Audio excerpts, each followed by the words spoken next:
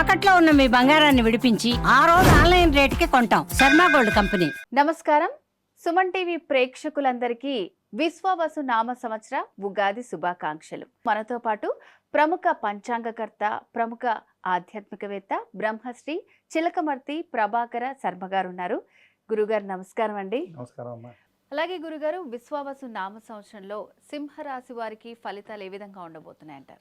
సింహరాశి వారికి శ్రీ విశ్వావసునామ సంవత్సరం చిలకమర్తి పంచాంగరీత్యా దృక్ సిద్ధాంత పంచాంగ గణితం ఆధారంగా ఈ రకమైనటువంటి గ్రహస్థితి ఉంది.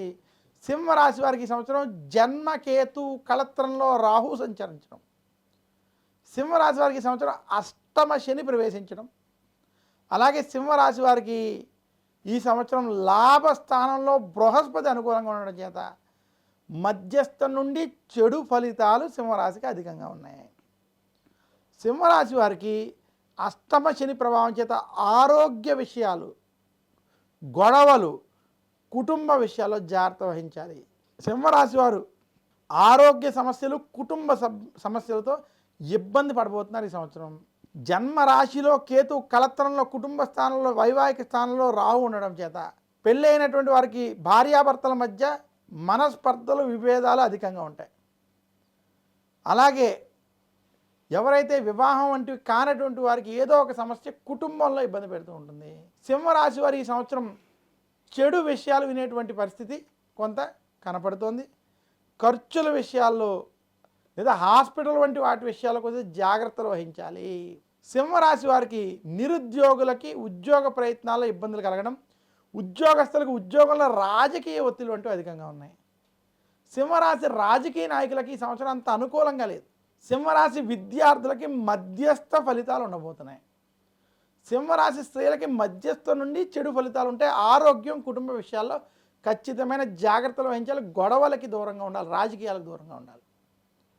సింహరాశి వ్యాపారస్తులకి ఈ సంవత్సరం అంత అనుకూలంగా లేదు.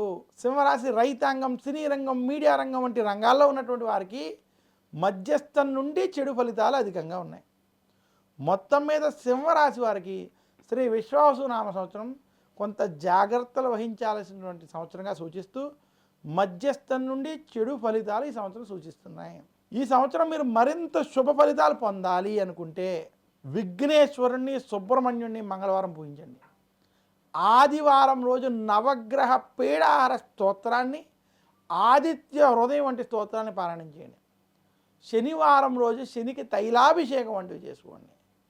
దశరథ ప్రోక్త శని స్తోత్రం వంటి స్తోత్రాన్ని పారాయణం చేయండి.